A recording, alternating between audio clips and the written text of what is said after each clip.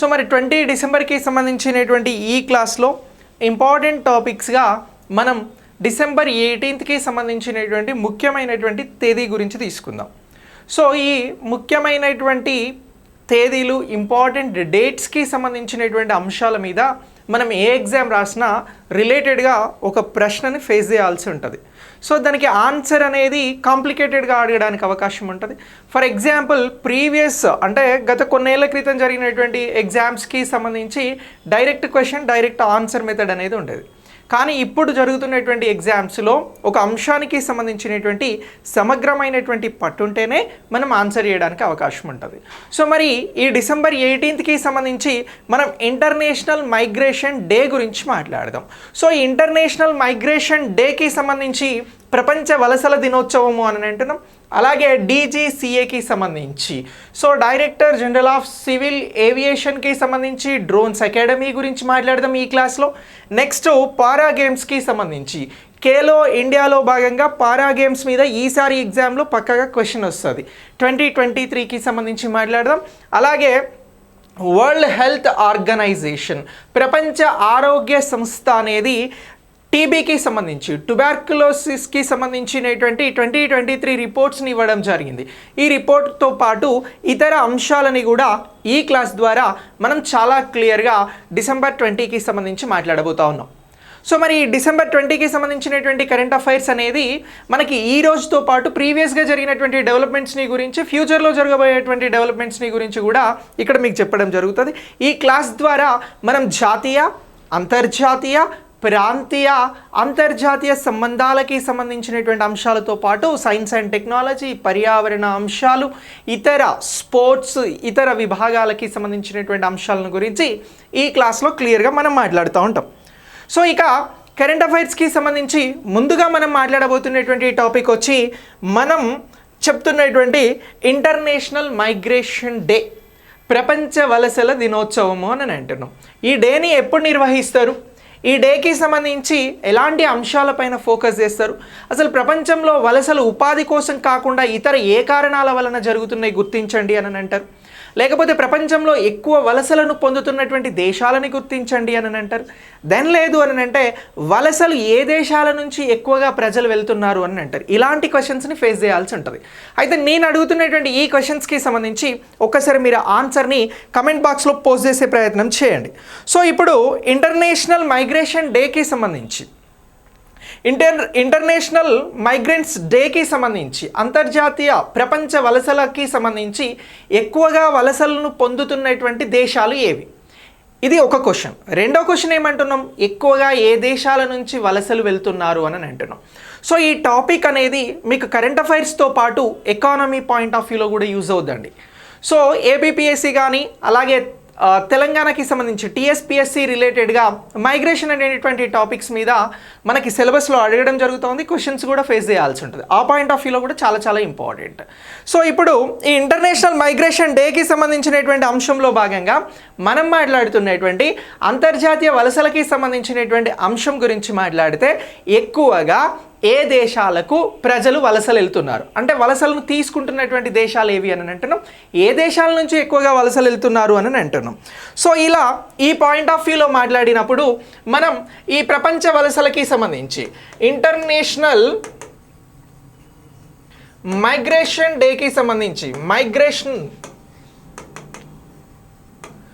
Migrants డేకి సంబంధించి మనం మాట్లాడుతున్నటువంటి వాటిల్లో కొన్ని క్వశ్చన్స్ని రైజ్ చేస్తున్నాం. ఈ క్వశ్చన్స్ అనేవి స్టేట్మెంట్ లెవెల్లో మ్యాచ్ ద ఫాలోయింగ్ ఇలా అడగడానికి అవకాశం ఉంటుంది. అయితే డిసెంబర్ 18 ఏ డేట్ని అని అంటున్నాం, డిసెంబర్ 18ని ఏ డేగా నిర్వహిస్తున్నారు సార్ అని అంటే ఇగో డిసెంబర్ 18 అనేది మనకి ప్రపంచ వలసల దినోత్సవంగా నిర్వహించడం జరుగుతూ ఉంది.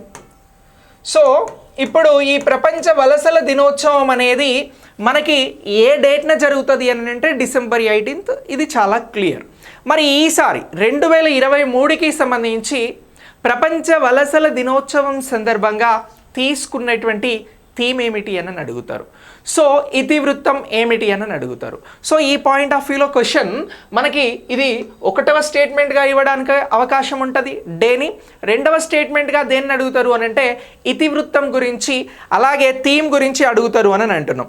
సార్ మరి దీనికి సంబంధించి థీమ్ ఏమిటి అని అడగడానికి అవకాశం ఉంటే మనం చెప్పాల్సినటువంటి ఆన్సర్ ఏంటి అని అంటే ప్రమోటింగ్ సేఫ్ మైగ్రేషన్ అనేది థీమ్గా గుర్తుంచుకోవాలి.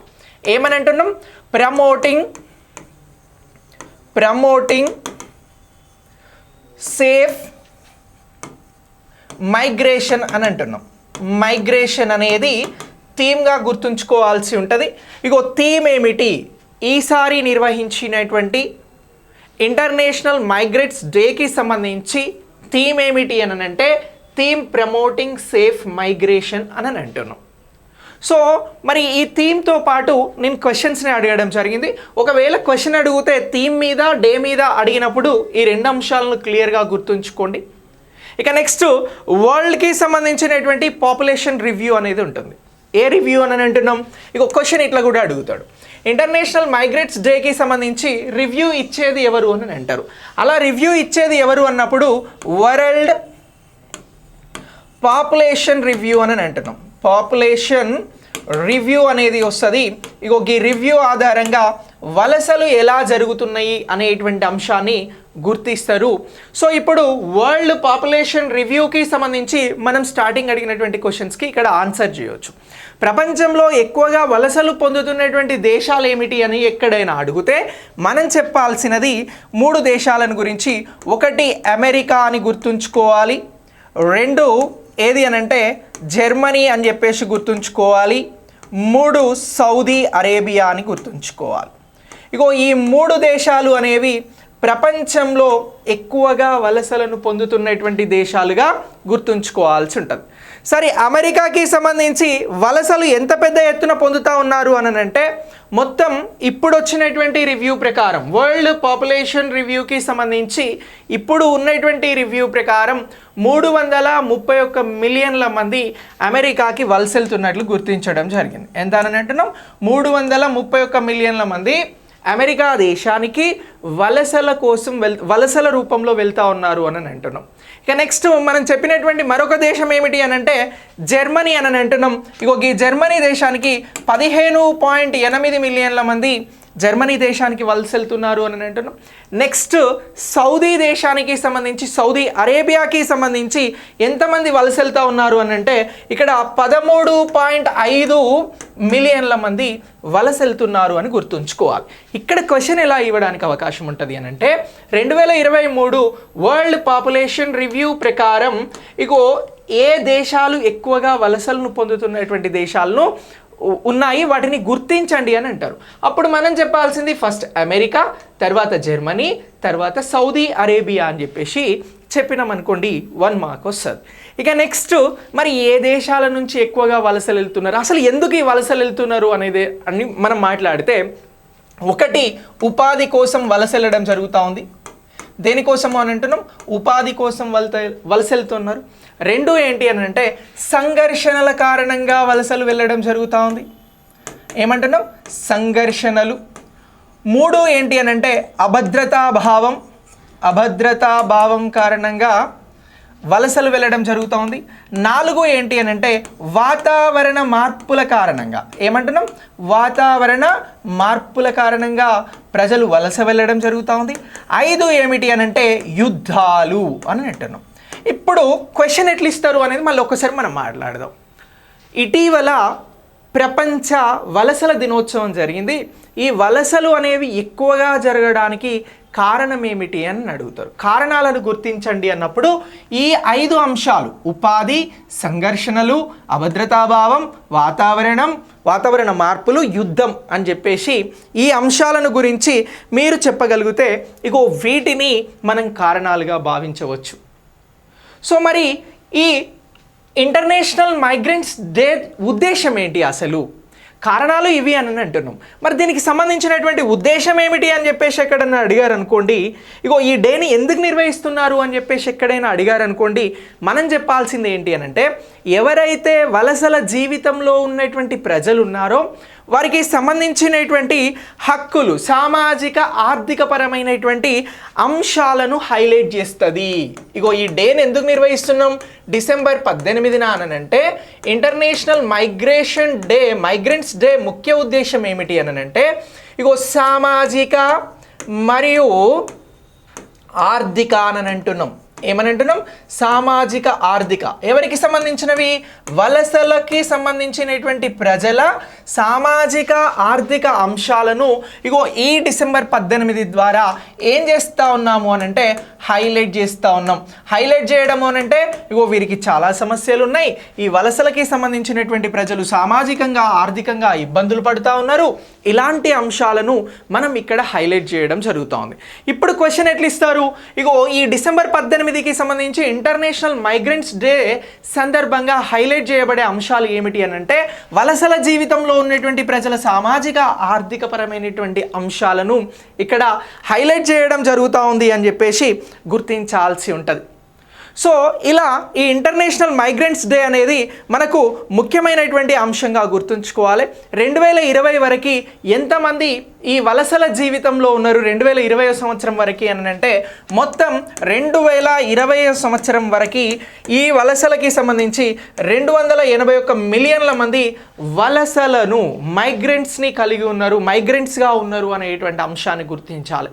ఇక 2021 కోవిడ్ సమయంలో కేవలం ఆ ఒక్క ఇయర్లోనే 59 మిలియన్ల మంది, ఎప్పుడు అని అంటున్నాం 2021కి సంబంధించి 59 మిలియన్ల మంది వలసల జీవితంలో ఉన్నారు అనేటువంటి అంశాన్ని ఇక్కడ మనం ప్రత్యేకంగా గుర్తుంచుకోవాల్సి ఉంటుంది ఇయర్స్ బేస్డ్గా మాట్లాడినప్పుడు.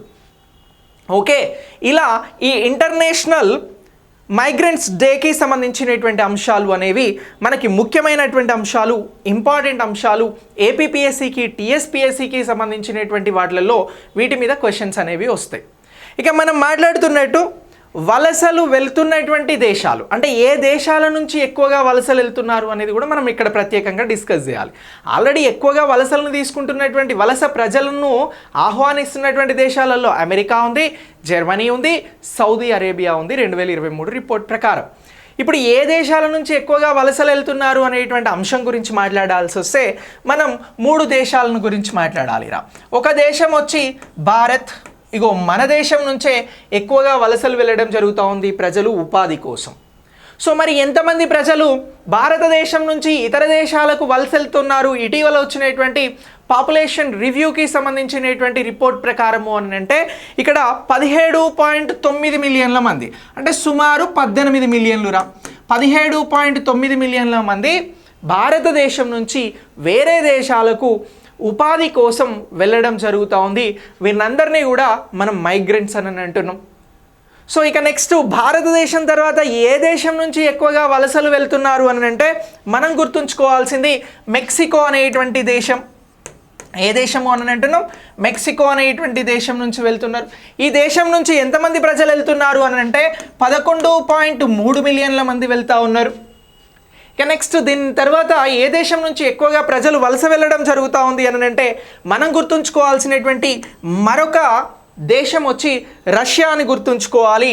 ఏ దేశము అని అంటున్నాం? రష్యా. ఇగో ఈ రష్యా నుంచి 10.8 మిలియన్ల మంది వలస వెళ్ళడం జరుగుతూ ఉంది ఇతర దేశాలకి వివిధ కారణాలతో. ఇప్పుడు క్వశ్చన్ ఏమిస్తారు అని అంటే ఇటీవల వచ్చినటువంటి వరల్డ్ పాపులేషన్ రివ్యూ ప్రకారం ఏ దేశాల నుంచి ప్రజలు ఎక్కువగా వలస వెళ్తున్నారు ఆ మొదటి 3 దేశాలను గుర్తించండి అని అంటారు. అప్పుడు మనం చెప్పాల్సినటువంటి ఆన్సర్ భారత్ 17.9 మిలియన్లు, మెక్సికో 11.3 మిలియన్ల మంది, రష్యా 10.8 మిలియన్ల మంది ఈ దేశాల నుంచి ఇతర దేశాలకి వలస వెళ్తున్నారు అని గుర్తుంచుకోవాలి.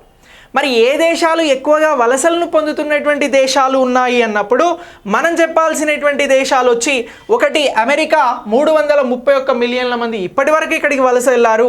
నెక్స్ట్ జర్మనీ ఇక్కడ 15.8 మిలియన్ల మంది అని అంటున్నాం.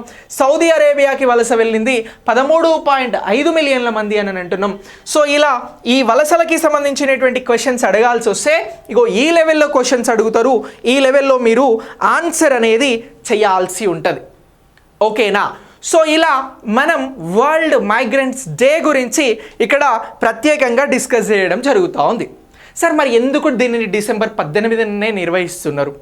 వరల్డ్ మైగ్రెంట్స్ డే అనేది, ప్రపంచ వలసల దినోత్సవం అనేది ఎందుకు డిసెంబర్ 18నే నిర్వహిస్తున్నారు అని కూడా క్వశ్చన్ అడుగుతారు. ఇప్పుడు డిసెంబర్ 18న ఈ అంతర్జాతీయ దినోత్సవాన్ని మనం జరుపుకుంటున్నాం. ఏ అంతర్జాతీయ దినోత్సవం? ప్రపంచ అంతర్జాతీయ వలసల దినోత్సవం లేదా ప్రపంచ వలసల దినోత్సవం. దీనినే ఇంటర్నేషనల్ మైగ్రెంట్స్ డే అని అంటున్నాం.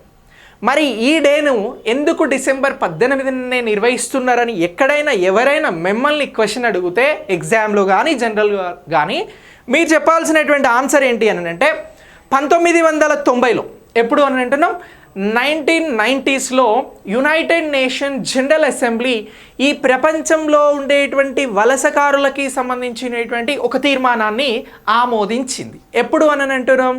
డిసెంబర్ 18, 1990లో.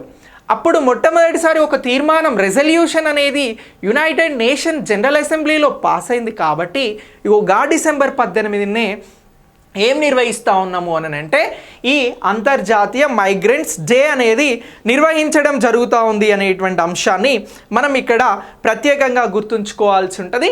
ఇలా గుర్తుంచుకుంటే మీకు ఆన్సర్స్ అనేవి చాలా చాలా క్లియర్గా అయిపోతాయి. ఓకే, సో ఈ ఒక్క టాపిక్ మీద ఆల్మోస్ట్ ఆల్ నేను 10 క్వశ్చన్స్ వరకు రైజ్ చేశాను. ఆ 10 క్వశ్చన్స్కి మీకు ఇక్కడ ఆన్సర్ అనేది చాలా క్లియర్ చేయడం జరిగింది. అన్ని ఆన్సర్స్ని కూడా క్లియర్ చేయడం జరిగింది. ఇలా ఈ టాపిక్ని మనం ఎక్కడ అడిగినా, ఎలా అడిగినా, ఎగ్జామ్లో క్వశ్చన్ ఎలా వచ్చినా ఆన్సర్ అనేది ఈ కోర్ కంటెంట్ని గుర్తుంచుకుంటే చేయడానికి అవకాశం ఉంటుంది. క్లియర్? మీ అందరికీ అండర్స్టాండ్ అయిందా? అర్థమైందా? ఒకసారి నేను క్విక్ రివ్యూ ఇస్తా దీనికి సంబంధించి. ఈ క్విక్ రివ్యూని మీరు గుర్తుంచుకోండి. Okay, right. డిసెంబర్ 18న మనం ప్రపంచ వలసల దినోత్సవాన్ని నిర్వహించడం జరుగుతూ ఉంది. దీనికి సంబంధించినటువంటి థీమ్ అనేది ప్రమోటింగ్ సేఫ్ మైగ్రేషన్ అనేది 2023 థీమ్గా తీసుకోవడం జరిగింది. వరల్డ్ పాపులేషన్ రివ్యూ 2023 రిపోర్ట్ ప్రకారం అమెరికాకి ఎక్కువ వలసలు జరుగుతూ ఉన్నాయి, ఆ తర్వాత జర్మనీకి ఎక్కువ వలసలు జరుగుతూ ఉన్నాయి, ఆ తర్వాత సౌదీ అరేబియా అనేది ఎక్కువ వలసల్ని పొందడం జరుగుతూ ఉంది ప్రపంచంలోని ఇతర దేశాల నుంచి. ఇక వలసలు జరగడానికి కారణాలు ఏమిటి అని అంటే 1 ఉపాధి, 2 సంఘర్షణ, 3 అభద్రత భావం ఉండడం, 4 వాతావరణంలో మార్పులు, 5 యుద్ధానికి సంబంధించినటువంటి అంశాల కారణంగా వలసలు మైగ్రేషన్స్ అనేవి సంభవిస్తున్నాయి అనేటువంటి అంశాన్ని ఇక్కడ క్లియర్గా గుర్తించాల్సి ఉంటుంది. ఇక నెక్స్ట్ దీని తర్వాత డిసెంబర్ 18కి సంబంధించి మనం ఈ వలసల దినోత్సవం సందర్భంగా ఎవరైతే వలసల జీవితాల్లో ఉన్నారో వారికి సంబంధించినటువంటి సామాజిక ఆర్థిక అంశాలను హైలైట్ చేయడం జరుగుతూ ఉంది. ఇక 2020కి సంబంధించి 281 మిలియన్ల మంది మైగ్రేషన్లో ఉన్నారు. 2021 సంవత్సరం ఒక్క సంవత్సరంలోనే 59 మిలియన్ల మంది మైగ్రేషన్లో ఉండడం జరిగింది అనేటువంటి అంశాన్ని ఇక్కడ వరల్డ్ పాపులేషన్ రివ్యూ హైలైట్ చేయడం జరుగుతూ ఉంది. ఇక ప్రపంచంలో ఎక్కువ వలసలు ఏ దేశాల నుంచి వెళ్తా ఉన్నారు అని అంటే ప్రజలు 1 భారతదేశం నుంచి, 2 మెక్సికో నుంచి, 3 రష్యా నుంచి అనేటువంటి అంశాలను ఇక్కడ మనం ప్రత్యేకంగా గుర్తించాల్సి ఉంటుంది. ఇది వరల్డ్ మైగ్రెంట్స్ డేకి సంబంధించినటువంటి అంశంగా గుర్తుంచుకోవాలి. ఓకే, నెక్స్ట్ దీని తర్వాత మనం మరొక టాపిక్ మాట్లాడదాం. ఆ టాపిక్ ఏమిటి అని అంటే తెలంగాణకి సంబంధించి ఏ యూనివర్సిటీ ఇటీవల డ్రోన్ అకాడమీ కోసం DGCA ఆమోదం పొందింది అని అడుగుతారు. Question very simple question. So ఇప్పుడు డ్రోన్ అకాడమీ అనేది ఒకటి వస్తుందిరా. ఏ అకాడమీ అని అంటున్నాం? డ్రోన్ అకాడమీ అని అంటున్నాం. సో ఈ డ్రోన్ అకాడమీకి సంబంధించినటువంటి అంశం గురించి ఎక్కడైనా క్వశ్చన్ అడిగారు అనుకోండి, మీరు చెప్పాల్సినటువంటి ఆన్సర్ ఏంటి అనేది ఇప్పుడు మన కంటెంట్లో డిస్కస్ చేద్దాం. సో ఇప్పుడు డ్రోన్ అకాడమీ కోసం ఎవరు పర్మిషన్ ఇచ్చారు అని అంటున్నాం? DGCA అని అంటున్నాం. సార్ DGCA అంటే ఏమిటి సార్ అని అంటే director general of civil aviation అని అంటున్నాం. మనకి సివిల్ ఏవియేషన్ మినిస్టర్గా జ్యోతిరాదిత్య సింధియా ఉన్నారా? ఎవరు ఉన్నారు? జ్యోతిరాదిత్య సింధియా అనే అతను మనకి ఏ మినిస్టర్గా ఉన్నారు అని అంటే విమానయాన శాఖ మంత్రి. ఎవరు అని అంటే మనం చెప్పాల్సింది జ్యోతిరాదిత్య సింధియా. ఇతని మంత్రిత్వ శాఖ పరిధిలో ఉండేదే DGCA అని అంటున్నాం, director general of civil aviation అని అంటున్నాం. ఇప్పుడు ఇది ఎందుకు మన కరెంట్ అఫైర్స్లో ఉపయోగపడుతుంది అని అంటే తెలంగాణకి సంబంధించినటువంటి తెలంగాణ రాష్ట్రంలో ఇటీవల ఎక్కడ డ్రోన్ అకాడమీ పెట్టేందుకు, డ్రోన్ అకాడమీని స్థాపించేందుకు లేదా ఏర్పాటు చేసేందుకు డీజీసీఏ అనుమతినిచ్చింది అని అడుగుతారు. అలా అడిగితే మనం చెప్పాల్సింది తెలంగాణ రాష్ట్రంలో ఉన్నటువంటి ప్రొఫెసర్ జయశంకర్ తెలంగాణ రాష్ట్ర వ్యవసాయ విశ్వవిద్యాలయము అని ఆన్సర్ చేయాలరా. ఎక్కడ అని అంటున్నాం, ఇగో ప్రొఫెసర్ జయశంకర్ తెలంగాణ రాష్ట్ర వ్యవసాయ విశ్వవిద్యాలయం అని అంటున్నాం. వ్యవసాయ విశ్వవిద్యాలయం అని అంటున్నాం. ఇగో ఈ విశ్వవిద్యాలయంకి సంబంధించి ఇగో ఇక్కడ డ్రోన్ అకాడమీ ఏర్పాటు చేయవచ్చు అని చెప్పేసి ఇగో ఈ DGCA director general of civil aviation అనేది అనుమతులను మంజూరు చేయడం జరిగింది. ఇప్పుడు ఎందుకోసం ఈ డ్రోన్ అకాడమీని స్థాపిస్తూ ఉన్నారు అని అంటే, ఎవరైతే తెలంగాణ రాష్ట్రంలో కానీ ఇతర రాష్ట్రాలలో కానీ అగ్రికల్చర్కి సంబంధించినటువంటి విద్యను అభ్యసించి ఈ డ్రోన్ టెక్నాలజీ ద్వారా మెరుగైనటువంటి దిగుబడులను సాధించేందుకోసం, శిక్షణను పొందేందుకోసం, శిక్షణను ఇచ్చేందుకోసం ఈ అకాడమీని స్థాపించడం జరుగుతోంది. ఎక్కడ స్థాపిస్తున్నారు? ప్రొఫెసర్ జయశంకర్ తెలంగాణ రాష్ట్ర వ్యవసాయ విశ్వవిద్యాలయంలో. దీని ద్వారా ఏం చేస్తారు అని అంటున్నాం, ఇగో వ్యవసాయానికి సంబంధించినటువంటి శిక్షణను డ్రోన్ల ద్వారా చేయడానికి సంబంధించి అందిస్తారు. ఇది ఒక పైలట్ ప్రాజెక్ట్గా ఈ అకాడమీకి సంబంధించినటువంటి ఏర్పాటుకి సంబంధించి తెలంగాణలో పండేటువంటి పంటలకి సంబంధించినటువంటి అంశాలకి ఏవైతే ఉన్నాయో పంటలకి సంబంధించి వాటి పిచికారీ పైన వాటికి సంబంధించి పంటల పిచికారీకి సంబంధించి మందులు స్ప్రే చేయడానికి సంబంధించినటువంటి వాటిపైన ట్రైనింగ్ అనేది ఇగో ఇక్కడ నుంచి కొనసాగుతుంది. ఇటీవల ఇగో దీనికి సంబంధించి డీజీసీఏ అనుమతి అనేది రావడం జరిగింది అనే అంశాన్ని మీరు అందరూ కూడా గుర్తుంచుకోవాలి. మరి ఈ అకాడమీ నిర్వహణకి సంబంధించి ఎవరు వీరితో టైఅప్ అయ్యారు అని చెప్పేసి కూడా అడుగుతారు. సో అప్పుడు అలా అడిగితే Marut drone tech private limited వారు దీంతో టైఅప్ కావడం జరిగింది. ఎవరు అని అంటున్నాం, మారుత్ డ్రోన్ టెక్ అనేటువంటి ఒక కంపెనీ ఉంది. ఇగో టెక్కి సంబంధించినటువంటి ప్రైవేట్ లిమిటెడ్ వారు టైఅప్ అయ్యారు. ఇగో వీరు ఏం చేస్తారు అని అంటే, ఈ శిక్షణకి సంబంధించినటువంటి అంశాలలో ఎవరైతే శిక్షణ కోసం జాయిన్ అవుతారో వారికి అవసరమైనటువంటి ట్రైనింగ్స్ని ప్రొవైడ్ చేస్తారు.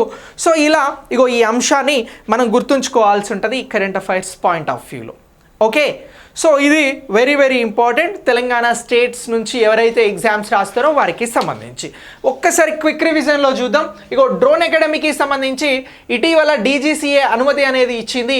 డీజీసీఏ అనేది పౌర విమానయాన శాఖకి సంబంధించినటువంటి దాని పరిధిలో ఉంటుంది. డీజీసీఏ అనగా ఏమిటి అని అంటే director general of civil aviation అని అంటున్నాం. ఇటీవల డ్రోన్ టెక్నాలజీ అనేది పెరుగుతుంది. దీనికి సంబంధించినటువంటి అనుమతులను ఇచ్చేదే ఈ డీజీసీఏ అని గుర్తుంచుకోవాలి. కేంద్ర విమానయాన శాఖ మంత్రిగా ఎవరు ఉన్నారు అని అంటే జ్యోతిరాదిత్య సింధియా ఉన్నారు అని గుర్తుంచుకోవాలి. తెలంగాణ రాష్ట్రంలో ప్రొఫెసర్ జయశంకర్ తెలంగాణ రాష్ట్ర వ్యవసాయ విశ్వవిద్యాలయంలో డ్రోన్ అకాడమీ అనేది స్థాపించబడతా ఉంది. ఈ డ్రోన్ అకాడమీని నిర్వహించేటువంటి బాధ్యతలను Maruti drone tech private limited తీసుకుంటా ఉంది. సో ఈ డ్రోన్ టెక్కి సంబంధించినటువంటి అకాడమీ ద్వారా ఏం చేయబోతా ఉన్నారు అని అంటే, ఎవరైతే వ్యవసాయానికి సంబంధించినటువంటి విద్యను అభ్యసించిన వారు ఉంటారో వారికి ప్రత్యేకమైనటువంటి ట్రైనింగ్స్ని ఈ డ్రోన్ అకాడమీ ద్వారా అందించబోతున్నారు అనేటువంటి అంశాన్ని మీరు ఎగ్జామినేషన్ పాయింట్ ఆఫ్ వ్యూలో గుర్తుంచుకోవాల్సి ఉంటుంది. ఇది చాలా చాలా ఇంపార్టెంట్. ఓకే, ఇక నెక్స్ట్ దీని తర్వాత మనం మరొక అంశం గురించి మాట్లాడదాం. మరొక అంశం ఏమిటి అని అంటే, ఖేలో ఇండియాకి సంబంధించి పారా గేమ్స్ గురించి మాట్లాడదాం. సో ఎవరైతే డిజేబుల్కి సంబంధించినటువంటి పర్సన్స్ ఉన్నారో వారికి సంబంధించి ఈ పారా గేమ్స్ అనేవి మొట్టమొదటిసారి నిర్వహించడం జరిగింది. ఇగో దీని మీద క్వశ్చన్ వస్తుంది అని చెప్పింది కూడా అందుకోసమే. ఇటీవల ఖేలో ఇండియాకి సంబంధించినటువంటి పారా గేమ్స్ ఎక్కడ జరిగినాయి, ఇందులో పారా గేమ్స్లో ఎక్కువగా పథకాలు సాధించినటువంటి 3 రాష్ట్రాలు ఏమిటి, ఇవి ఎప్పటి నుంచి ఎప్పటి వరకు జరిగినాయి, ఏ ప్రాంతంలో జరిగినవి అనేటువంటి అంశాల మీద మనల్ని క్వశ్చన్స్ అడుగుతారు. అలా క్వశ్చన్స్ అడిగితే మనం ఆన్సర్స్ అనేవి చేయాల్సి ఉంటుంది. సో పారా గేమ్స్కి సంబంధించి ముందుగా మనం ఏమంటున్నాము అని అంటే, ఇగో ఈ గేమ్స్ అనేవి మనకి న్యూఢిల్లీ, దేశ రాజధాని న్యూఢిల్లీలో ఒక 3 వేదికలలో నిర్వహించడం జరిగిందిరా. ఎక్కడ నిర్వహించారు అని అంటున్నాం, భారతదేశానికి క్యాపిటల్ సిటీగా ఉన్నటువంటి న్యూఢిల్లీలో ఈ ఖేలో ఇండియాకి సంబంధించినటువంటి పారా గేమ్స్ అనేవి నిర్వహించడం జరిగింది. ఇప్పుడు ఈ గేమ్స్ని ఎన్ని విభాగాలలో నిర్వహించారు, అంటే ఎన్ని క్రీడలను నిర్వహించారు అని కూడా క్వశ్చన్ అడగడానికి అవకాశం ఉంటుంది. అలా క్వశ్చన్ అడిగితే మీరు చేయాల్సింది ఏంటి అని అంటే 7 విభాగాలలో అని చెప్పాలి. ఎన్ని విభాగాలు అని అంటున్నాం? 7 విభాగాలలో ఈ గేమ్స్ని నిర్వహించడం జరిగింది అనేటువంటి అంశాన్ని గుర్తుంచుకోవాలి. అయితే క్వశ్చన్ కొంచెం కాంప్లికేటెడ్గా అడగాలనుకున్నాడు అనుకో, ఈ అంశాన్ని ఎలాగో మనం చదివి ఉంటాం కాబట్టి ఇలా కాకుండా ఆ 7 విభాగాలకి సంబంధించిన గేమ్స్ ఏంటి అని అంటారు. చదివిన మ్యాటరే. స్పోర్ట్స్ అనేటువంటి విభాగంలో కరెంట్ అఫైర్స్లో ఖేలో ఇండియా పారా గేమ్స్ అనేవి మొట్టమొదటిసారి భారతదేశంలో జరిగినవి అని అంటున్నాం, న్యూఢిల్లీలో జరిగినవి అని అంటున్నాం. ఇందులో 7 విభాగాలలో గేమ్స్ జరిగినవి అని అంటున్నాం. కానీ క్వశ్చన్ ఎలా అడుగుతున్నాడు? ఆ 7 విభాగాలకి సంబంధించినటువంటి గేమ్స్ని గుర్తించండి అని అన్నాడు. సో అప్పుడు మనం చేయాల్సినటువంటి ఆన్సర్ ఏమిటి అనేది ఇక్కడ ఒకసారి డిస్కస్ చేయాల్సి ఉంటుంది. సో 7 రకాల గేమ్స్ గురించి అడిగినప్పుడు ఫస్ట్ ఏమిటి అని అంటే ఆర్చరీ అని అంటున్నాం. ఈ 7 రకాల గేమ్స్కి సంబంధించి గేమ్స్ గురించి అడిగితే మనం ఆన్సర్ ఏం చేయాలి అని అంటే 1 ఆర్చరీ అని అంటున్నాం, ఇక 2 అథ్లెట్స్ అని అంటున్నాం. ఏమంటున్నాం? అథ్లెట్స్ అని అంటున్నాం. ఇక నెక్స్ట్ 3 ఏమంటున్నాము అని అంటే ఫుట్బాల్ గేమ్స్ని కూడా, ఫుట్బాల్కి సంబంధించినటువంటి గేమ్స్. 4 టేబుల్ టెన్నిస్ అని అంటున్నాం, టేబుల్ టెన్నిస్. ఇక నెక్స్ట్ దీని తర్వాత మరొక గేమ్ ఏమిటి అని అంటే బ్యాడ్మింటన్ అని అంటున్నాం. 5 బ్యాడ్మింటన్. నెక్స్ట్ 6 ఏమిటి అని అంటే పవర్ లిఫ్టింగ్ అని అంటున్నాం. 6 పవర్ లిఫ్టింగ్. నెక్స్ట్ 7వ విభాగానికి వచ్చినటువంటి గేమ్స్ ఏమిటి అని అంటే షూటింగ్ అని అంటున్నాం. ఇగో ఇలా ఈ 7 విభాగాలలో కూడా ఏం చేయడం జరిగింది అని అంటే ఇగో మొదటిసారి భారతదేశంలో పారా గేమ్స్ని ఖేలో ఇండియాలో భాగంగా నిర్వహించడం జరిగింది అని అంటున్నాం. ఓకేనా? సో మరి ఈ 7 రకాల గేమ్స్ గురించి అడిగారు అనుకోండి, ఇప్పుడు మీరు ఆన్సర్ చేయగలుగుతారు. ఇటీవల న్యూఢిల్లీలో జరిగినటువంటి ఖేలో ఇండియా పారా గేమ్స్లో 7 విభాగాలలో జరిగినటువంటి గేమ్స్ ఏమిటి అని అంటే archery, athletes, football, table tennis, badminton, power lifting, shooting అని అంటున్నాం. ఓకేనా?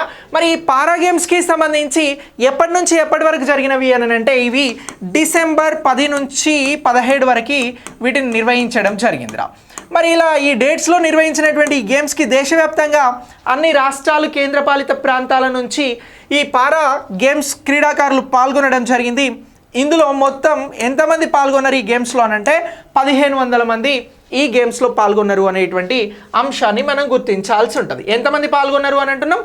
1500 మంది ఈ గేమ్స్లో పాల్గొన్నారు అని అంటున్నాం. మరి ఈ 1500 మందికి పాల్గొనేటువంటి ఈ గేమ్స్కి సంబంధించి అత్యంత ఎక్కువగా పథకాలను సాధించినటువంటి రాష్ట్రం ఏది అని అంటారు. సో అత్యంత ఎక్కువగా పథకాలను సాధించినటువంటి రాష్ట్రాల గురించి మాట్లాడాల్సి వస్తే మనం రాష్ట్రాల పాయింట్ ఆఫ్ వ్యూలో ముందుగా మాట్లాడాల్సింది హర్యానా అని అంటున్నాం రా. ఇగో ఈ హర్యానా రాష్ట్రానికి సంబంధించి మొత్తం 105 పథకాలు ఈ రాష్ట్రం తీసుకుపోవడం జరిగింది. నెక్స్ట్ ఏది అని అంటే ఉత్తరప్రదేశ్ అని అంటున్నాం. ఇగో ఈ ఉత్తరప్రదేశ్ రాష్ట్రానికి ఎన్ని పథకాలు వచ్చినవి అని అంటే 62 అని చెప్పాలి. నెక్స్ట్ వచ్చి ఏంటి అని అంటే తమిళనాడు అని అంటున్నాం. ఇగో ఈ తమిళనాడు రాష్ట్రానికి ఎన్ని పథకాలు వచ్చినవి అని అంటే 42 అని చెప్పేసి గుర్తించాల్సి ఉంటుంది. సో ఇలా మనకి మొట్టమొదటిసారి భారతదేశంలో ఖేలో ఇండియాలో భాగంగా ఏం చేసినారు అని అంటే ఇగో ఈ పారా గేమ్స్ని నిర్వహించడం జరిగింది. ఇవి న్యూఢిల్లీలో జరిగినాయి. 7 విభాగాలలో వీటిని నిర్వహించారు. Archery, athletes, football, table tennis, badminton, power lifting, shooting. ఈ గేమ్స్ అనేవి డిసెంబర్ 10 నుంచి 17 వరకు నిర్వహించడం జరిగింది. ఇందులో 1500 మంది పారా క్రీడాకారులు పాల్గొన్నారు.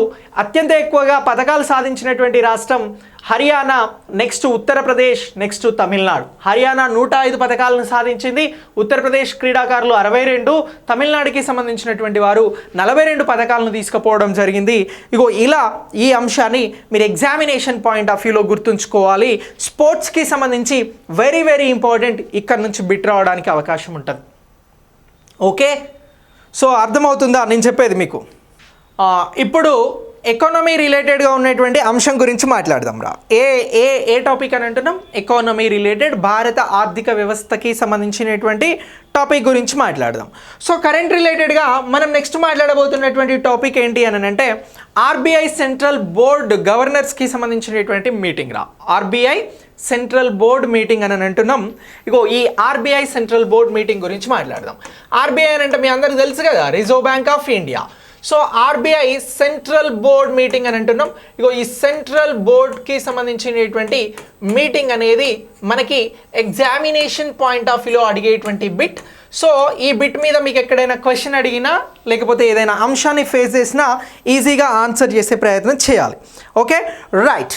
సో ఇప్పుడు ఆర్బీఐ సెంట్రల్ బోర్డ్ మీటింగ్ ఇటీవల ఈ 605వ సమావేశం ఎక్కడ జరిగింది అని అంటారు.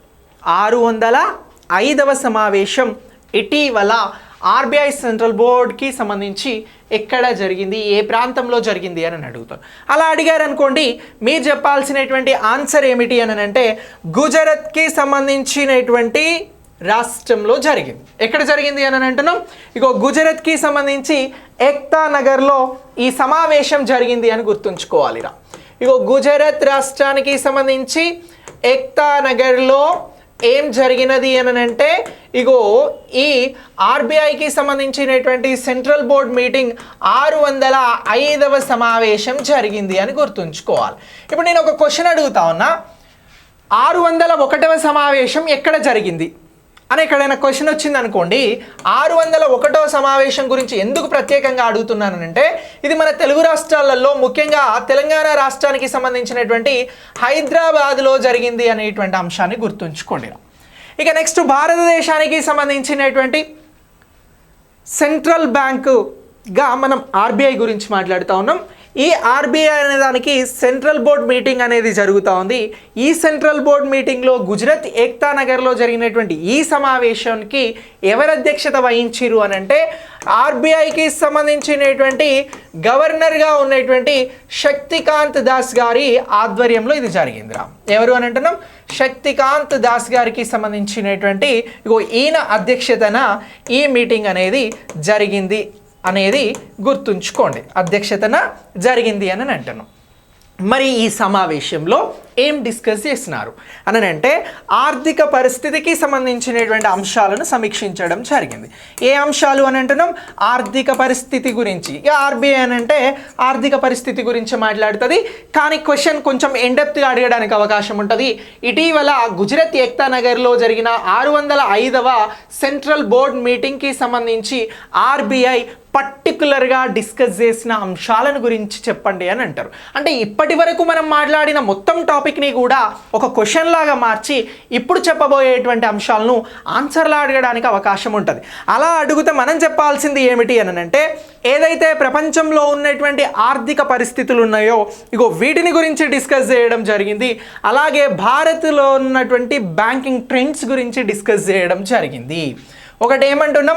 ప్రపంచంలో ఉన్నటువంటి ఆర్థిక పరిస్థితులకి సంబంధించినటువంటి ఆర్థిక పోకడలు అనుకోవచ్చు. సో దీనిని గురించి, అలాగే నెక్స్ట్ రెండవ టాపిక్గా ఏం మాట్లాడినారు అని అంటే భారత్కి సంబంధించినటువంటి బ్యాంకింగ్ ట్రెండింగ్స్ గురించి మాట్లాడడం జరిగింది అని చెప్పేసి మీరు ఇక్కడ గుర్తుంచుకోవాల్సి ఉంటుంది. ఇగో ఈ మొత్తం అంశాన్ని క్వశ్చన్గా అడిగి ఆన్సర్గా దీన్ని అడగడానికి అవకాశం ఉంటుంది.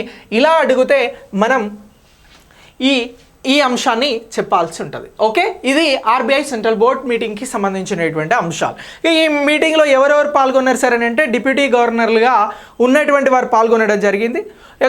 ఒకరు ఎవరు అని అంటే మైకేల్ దెబే బ్రాత్ పాత్ర, మరొకరు ఎవరు అని అంటే ఎం రాజేశ్వరరావు, మరొకరు ఎవరు అని అంటే రవిశంకర్, మరొకరు ఎవరు అని అంటే స్వామినాథన్ జే అని అంటున్నాం.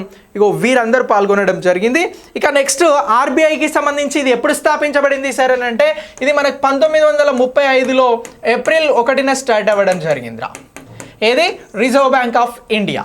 సో ఈ రిజర్వ్ బ్యాంక్ ఆఫ్ ఇండియాకి సంబంధించి ప్రస్తుతం దీనికి ఎంతమంది సెంట్రల్ గవర్నర్స్ ఉన్నారు అని చెప్పేసి, సెంట్రల్ బోర్డ్ మెంబర్స్ ఉన్నారు అని చెప్పేసి కూడా అడుగుతారు. సెంట్రల్ బోర్డ్ మెంబర్స్ అని అంటున్నాం.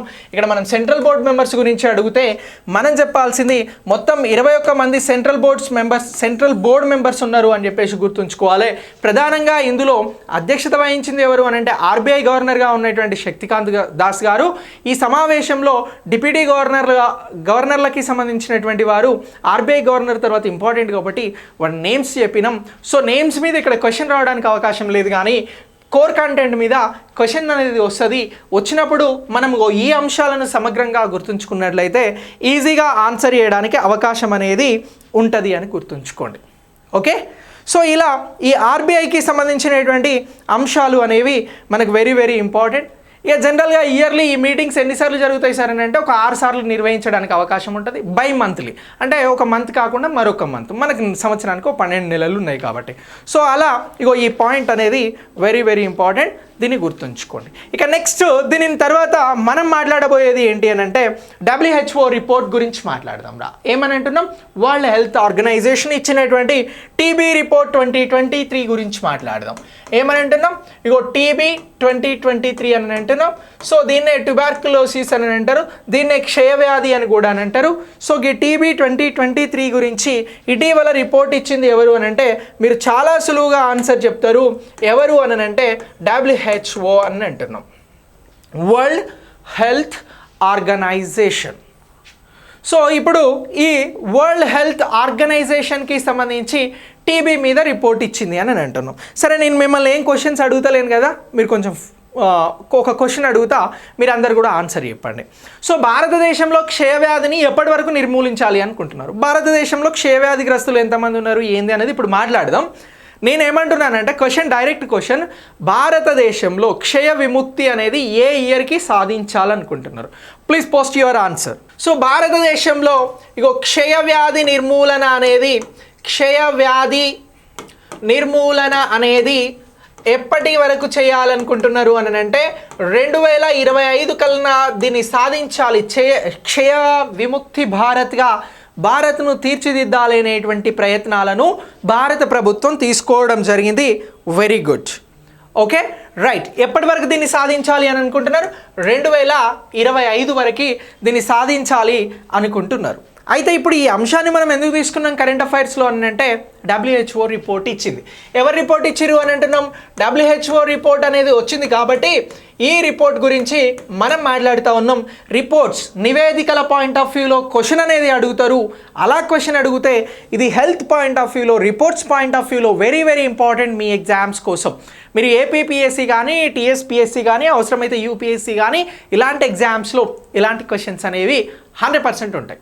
1 లేదా 2 ఖచ్చితంగా రిపోర్ట్స్ మీద క్వశ్చన్స్ అనేవి ఉంటాయి.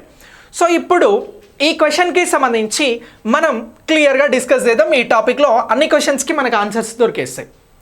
సో ఇప్పుడు ఈ క్షయవ్యాధికి సంబంధించి ఇది ఎంత తగ్గింది అనేటువంటి రిపోర్ట్ని WHO రిపోర్ట్ చేయడం జరిగింది, అంటే WHO ప్రకటించడం జరిగింది.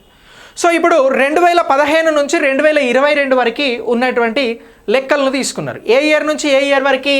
2015 నుంచి 2022 వరకు క్షయవ్యాధికి సంబంధించి, క్షయవ్యాధి బారిన పడి కోలుకుంటున్నటువంటి వారికి సంబంధించి, క్షయవ్యాధి తగ్గినటువంటి వారి అంశాలను ఇక్కడ ప్రత్యేకంగా తీసుకోవడం జరిగింది. 2015లో భారతదేశంలో 1.4 లక్షల మంది క్షయవ్యాధికి సంబంధించినటువంటి వ్యాధిగ్రస్తులు ఉన్నారు. ఇక 2022 వచ్చేసరికి వీరి సంఖ్య ఎంత అని అంటే 1.1 లక్షలు, అంటే ఈ 0.3% తగ్గింది అని చెప్పేసి చెప్పింది. మరి తగ్గినటువంటి రిపోర్ట్ ప్రకారం భారత్లో 21% క్షయవ్యాధి నిర్మూలన అనేది జరిగింది అని చెప్పేసి తాజా రిపోర్ట్ చెప్తా ఉంది. ఇప్పుడు మిమ్మల్ని క్వశ్చన్ ఏం అడుగుతాడు తెలుసా? ఇటీవల WHO రిపోర్ట్ ప్రకారం క్షయవ్యాధి భారతదేశంలో ఎంత శాతం తగ్గింది అని అడుగుతారు. ఇది డైరెక్ట్ క్వశ్చన్. సో దీనికి మీరు చెప్పాల్సినటువంటి ఆన్సర్ 21%. ఇది direct answer. Okay, right. So మరి ఈ క్షయవ్యాధికి సంబంధించి 2015 నుంచి 2022 వరకు ఎంత తగ్గింది అని అడుగుతారు. 2015లో 1.4 లక్షల మంది ఉండే, ఇప్పుడు 2022కి వచ్చేసరికి 1.1 లక్షల మంది ఉన్నారు అని మీరు ఆన్సర్ చేస్తారు. వెరీ సింపుల్ క్వశ్చన్ ఎట్లా వచ్చినా ఇగో ఇది ఆన్సర్. Okay right. ఇక నెక్స్ట్ ఇగో ఈ క్షయవ్యాధికి సంబంధించి ఎందుకు తగ్గింది అనేటువంటి అంశాన్ని మనం ప్రత్యేకంగా మాట్లాడితే, భారతదేశంలో క్షయవ్యాధిని తగ్గించేటువంటి మాలిక్యూలర్ డయాగ్నోస్టిక్స్ అనేవి పెరిగినాయి. ఏం పెరిగినాయి? మాలిక్యూలర్ డయాగ్నోస్టిక్స్ అనేవి పెరిగినవి అని చెప్పిర్రు. ఇగో వీటి కారణంగా ఏమైంది అని అంటే క్షయవ్యాధి అనేది తగ్గుముఖం పట్టింది భారతదేశంలో అని ప్రస్తుతం వచ్చినటువంటి వరల్డ్ హెల్త్ ఆర్గనైజేషన్కి సంబంధించినటువంటి రిపోర్ట్ అనేది చెప్పడం జరుగుతూ ఉంది. ఓకేనా? మరి ఇక్కడ ఇంకొక క్వశ్చన్ అడుగుతా, క్షయవ్యాధి ఎన్ని రకాలు? క్షయవ్యాధి ప్రధానంగా ఎన్ని రకాలు? ఒకసారి మీ ఆన్సర్ని పోస్ట్ చేయండి. రైట్, క్షయవ్యాధి ఎన్ని రకాలు? రైట్, నేను ఏదైనా క్వశ్చన్ అడిగితే మీరు చాలా క్విక్గా రెస్పాండ్ అవ్వాలి. ఏంది అంత సాయి మెసేజ్లే కనబడుతున్నాయి. రైట్, క్షయవ్యాధి అనేది ఎన్ని రకాలు అని చెప్పేసి నేను ఒక క్వశ్చన్ అడిగిన. సో ఈ క్వశ్చన్కి ఏ ఒక్కరు కూడా ఆన్సర్ చేయలే. ఇది ప్రధానంగా 2 రకాలు. ఒకటి ఊపిరితిత్తులకి సంబంధించినటువంటి క్షయవ్యాధి, మరొకటి ఏంటి అని అంటే ఎక్స్ట్రా పల్మోనరీ ట్యూబర్క్యులోసిస్ అని అంటున్నాం. ఇగో ఒకటి ఊపిరితిత్తుల క్షయవ్యాధి అని అంటున్నాం, క్షయవ్యాధి. ఓకే, ఇక రెండోది ఏమంటున్నాం అని అంటే ఎక్స్ట్రా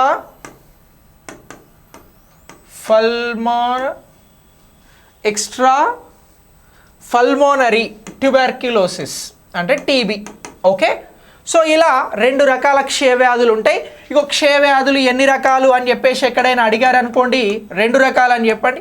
ఒకటి ఊపిరితిత్తులకి సంబంధించినటువంటి క్షయవ్యాధి, రెండోది ఎక్స్ట్రా పల్మనరీ ట్యూబర్క్యులోసిస్ అని చెప్పేసి పిలవడం జరుగుతూ ఉంది.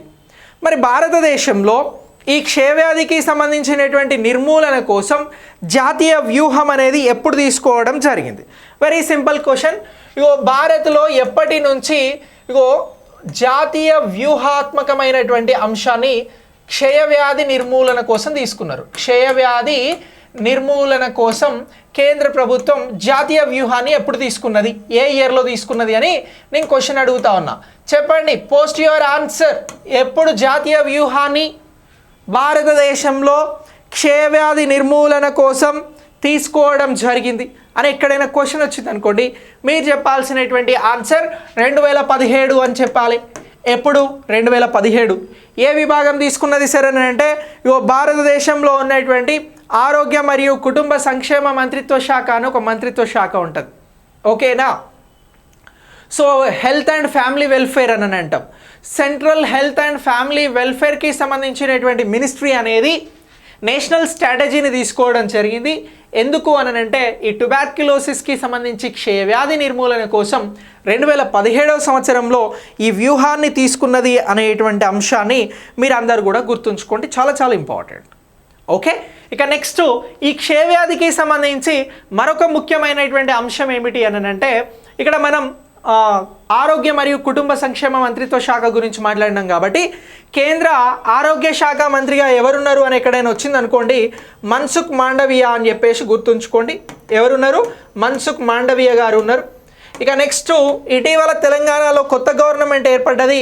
తెలంగాణలో ఆరోగ్య శాఖ మంత్రిగా ఎవరు ఉన్నారు అని అంటే దామోదర రాజనరసింహ గారు ఉన్నారు.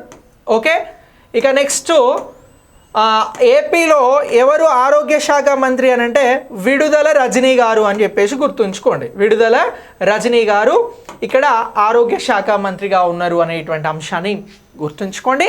ఇవన్నీ కూడా చాలా ముఖ్యమైనటువంటి అంశాలు ఎగ్జామినేషన్ పాయింట్ ఆఫ్ వ్యూలో. ఇక నెక్స్ట్ టీబీకి ఒక పోర్టల్ అనేది తీసుకురావడం జరిగింది. భారతదేశంలో టీబీ కోసం ఏ పోర్టల్ ఉంది అని చెప్పేసి మిమ్మల్ని ఎక్కడైనా అడిగారు అనుకోండి, టీబీ ఆరోగ్య సాథి అనేటువంటి పోర్టల్ ఉంది అని గుర్తుంచుకోవాలి. టీబీ ఆరోగ్య సాథి దేనికి సంబంధించినటువంటి పోర్టల్ అని అంటారు? ఆరోగ్య సాథి దేనికి సంబంధించిన పోర్టల్ అని అంటే టీబీ ట్యూబర్క్యులోసిస్కి సంబంధించినటువంటి పోర్టల్. ఈ టీబీ వ్యాధిగ్రస్తులకి సంబంధించిన కంప్లైంట్స్ ఏమైనా ఉంటే ఆ పోర్టల్ నుంచి వారికి సంబంధించిన రిలేటెడ్ ఇష్యూస్ని ఆ వెబ్సైట్ నుంచి తీసుకోవడానికి అవకాశం ఉంటుంది. మరి దీనికి సంబంధించి టీబీ నిర్మూలన కోసం తీసుకుంటున్నటువంటి అంశాలలో భాగంగా థీమ్ ఏం తీసుకున్నారు అని అంటే yes we can end the TB. ఏమని అంటున్నాం? We can end the TB అనేటువంటి అంశాన్ని తీసుకోవడం జరిగింది. ఎస్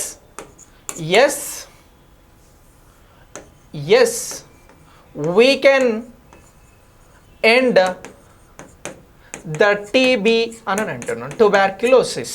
ఓకే, ఇగో ఇది ఏమని అంటున్నాము అని అంటే దీన్ని థీమ్ అని అంటున్నాం. ఏమంటున్నాం? ఇతివృత్తం. సో క్షయ వ్యాధి నిర్మూలన కోసం తీసుకునేటువంటి థీమ్ ఏమిటి 2023కి సంబంధించి అని అంటే yes we can end the TB అని అంటున్నాం. ఇది థీమ్గా తీసుకున్నాం. మరి ఈ టీబీకి సంబంధించినటువంటి డే ఎప్పుడు సార్ అని అంటే మార్చి 24. ఈ టాపిక్ బిగినింగ్లో మన మిత్రులు పోస్ట్ చేశారు. మార్చి 24న టీబీకి సంబంధించినటువంటి డేని నిర్వహిస్తూ ఉన్నాం. గా డేకి సంబంధించి థీమ్ 2023లో ఏముంది సార్ అని అంటే టీబీకి సంబంధించి yes we can end the TB అని అంటున్నాం. ఇలా ఇగో ఈ ఇతివృత్తాన్ని, ఈ డేని కూడా మీరు ముఖ్యమైనటువంటి డేగా గుర్తుంచుకోవాలి. సో ఇలా ఇగో ఈ అంశం అనేది వెరీ వెరీ ఇంపార్టెంట్. ఇక టీబీ వ్యాధిగ్రస్తులకి ఏమైనా పెన్షన్ లాంటిది అందించే స్కోప్ ఉందా భారతదేశంలో ఉందా అని అంటే ఉన్నది. సో భారతదేశంలో టీబీ వ్యాధిగ్రస్తుల కోసం ప్రతి నెల 500 రూపాయల పెన్షన్ ఇవ్వడం జరుగుతూ ఉందిరా. ఎంత అని అంటున్నాం? రూపాయలు 500 టీబీ వ్యాధిగ్రస్తులకి అందించడం జరుగుతూ ఉంది భారత ప్రభుత్వం, సెంట్రల్ గవర్నమెంట్. సో ఇలా ఈ రోజుకి సంబంధించినటువంటి కరెంట్ అఫైర్స్ని మీరు అప్డేట్ చేసుకోండి.